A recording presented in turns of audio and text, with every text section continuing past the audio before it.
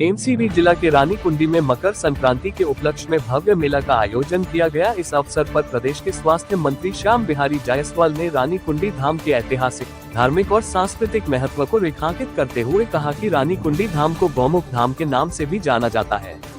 मान्यता है कि यह स्थल धौरेल राजा की रानियों के स्नानागार के रूप में प्रसिद्ध रहा है और यही उनका समाधि स्थल भी स्थित है। उन्होंने बताया कि यह एक अद्भुत, रमणीय और अत्यंत पवित्र स्थल है, जहां भगवान भोलेनाथ का मंदिर स्थापित है। रानीकुंडी धाम केवल धार्मिक आस्था का केंद्र ही नहीं, बल्कि जनजातीय संस्कृति और परंपराओं का जीवंत प्रतीक भी है। मंत्री जायसवाल ने कहा कि इस मेले में 100 से अधिक जनजातीय सांस्कृतिक दल शामिल हुए हैं, जिनमें शैला, शुगा, कर्मा जैसे पारंपरिक नृत्यों की प्रस्तुतियां दी जा रही हैं। साथ ही दूर दराज क्षेत्रों से आए खिलाड़ी कबड्डी जैसी पारंपरिक खेल प्रतियोगिताओं में उत्साहपूर्वक भाग ले रहे हैं। उन्होंने आगे कहा कि 3 दिनों तक चलने वाले इस भव्य मेले में हजारों की संख्या में श्रद्धालु और दर्शक पहुंचते हैं।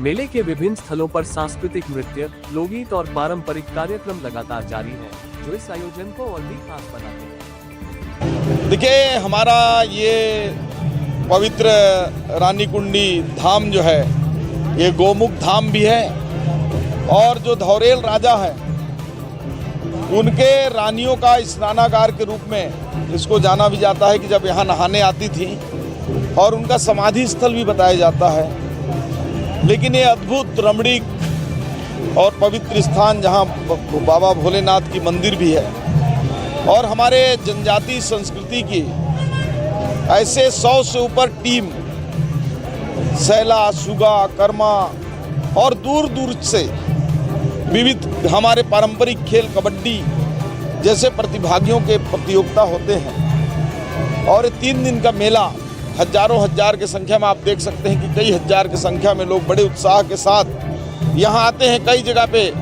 नाच चल रहा है, तो निश्चित रूप से हमारे इस क्षेत्र के लिए एक ये बड़ा मेला है। इस मकर संक्रांति मेला पर समस्त रानीकुंडी धाम पर पधारे हुए अतिथियों का मैं अपनी ओर से हार्दिक अभिनंदन करता हूं और पूरे क्षेत्रवासियों को मकर संक्रांति पर्व की हार्दिक शुभकामनाएं देता हूं। आपने यहाँ विकास की बात की, तरह की और कहा कि अगले बार जब आप आएंगे तो यहाँ काफ़ी कुछ बदला हुआ रहेगा और लोगों की मांग थी कि जैसे छत्तीसगढ़ की राजीव प्रयाग के रूप में है, तो इसको भी प्रयाग का दर्जा मिले एमसीबी जिले में, इसके लिए क्या कुछ करना? देखिए, मैं तो काम में भरोसा रखता हूँ, नाम में नहीं रखता।